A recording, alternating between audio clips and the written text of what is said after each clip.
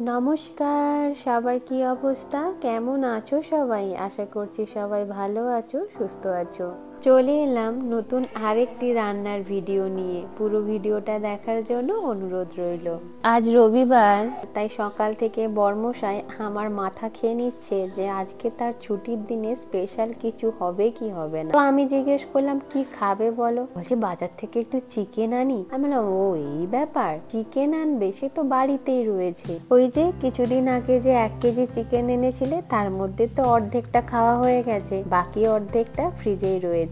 চলো ওটা দিয়েই তাহলে তোমাকে আমি কিছু একটা বানিয়ে দিই। তখন উত্তেজনার সাথে জিজ্ঞেস করছে কি বানাবে কি বানাবে। আমি বললাম চলো, অনেক তো তোমাকে চিকেন কোরমা চিকেন চাপেই আটকে রেখেছিলাম, এবার চলো তোমাকে একটু চিকেন রেজালা খাওয়াই নিজের হাতে বানিয়ে।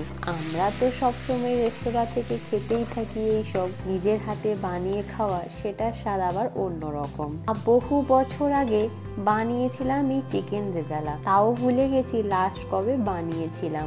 2 দিন আগে ঘর গোছাতে গিয়ে হাতের নাগালে পেলাম পুরনো ডায়েরি, আর হাতে পেতেই পুরনো ডায়েরির পৃষ্ঠাগুলি উল্টাতে গিয়ে পুরনো কত স্মৃতি মনে পড়ে যাচ্ছিল।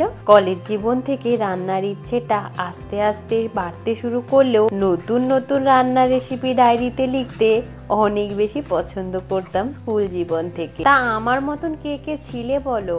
তখন অল্প স্বল্প ইন্টারনেটের মাধ্যম ছিল ঠিকই, কিন্তু হাতে স্মার্টফোন কিংবা স্মার্ট টেকনোলজির সাথে আমরা একেবারেই পরিচিতি ছিলাম না। বলতে পারো এখনকার সময়ের থেকে তখন আমরা অনেকটাই পেছনে ছিলাম। তাই তো আমরা টেলিভিশনে যেসব রান্নার অনুষ্ঠান দেখতাম সেইগুলো ডায়েরিতে লিখে রাখতাম, কারণ একই রান্নার রেসিপি আবার পরে দেখতে পাবো কিনা সেই ভেবে।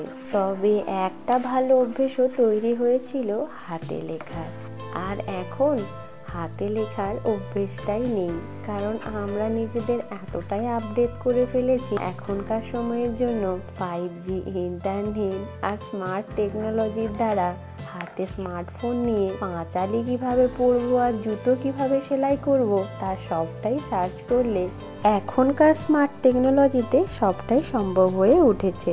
আমার ডায়েরিতে লেখা চিকেন রেজালার রেসিপিটি খাইয়ে আমার বর্মশাইয়ের যদি মুখটাই বন্ধ করে দিই কেমন হবে? কিন্তু একটা তো অসুবিধে আছে, এই রেসিপিটি খেয়ে যদি আমার বর্মশাই সত্যি বাকরুদ্ধ হয়ে যায় তাহলে রান্নাটা ভালো হয়েছে না মন্দ হয়েছে সেটা তাহলে কি করে বোঝাবে?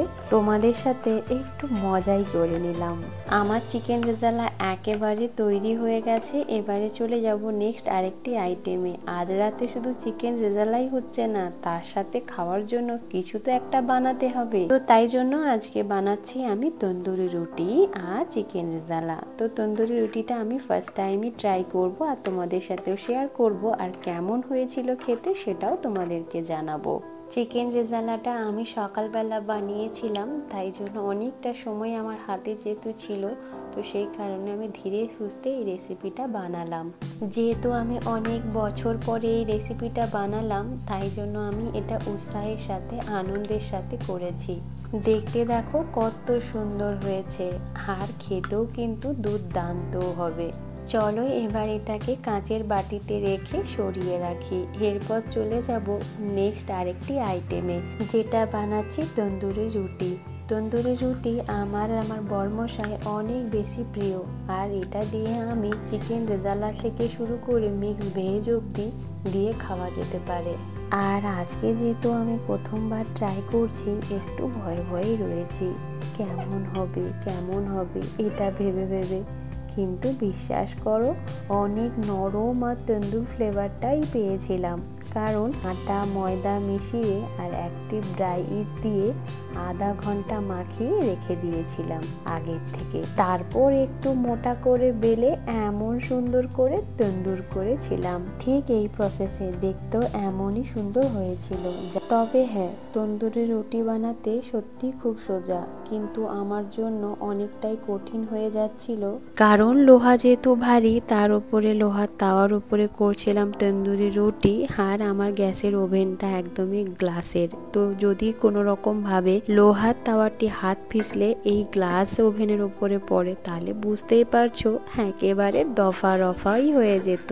সেই জন্য ভালো হয় কি, লোহার তাওয়া বাদ দিয়ে যদি অ্যালুমিনিয়ামের তাওয়া বা ননস্টিক যে প্যান বা তাওয়াগুলো হয় তার মধ্যে করলে বেশি ভালো হয়।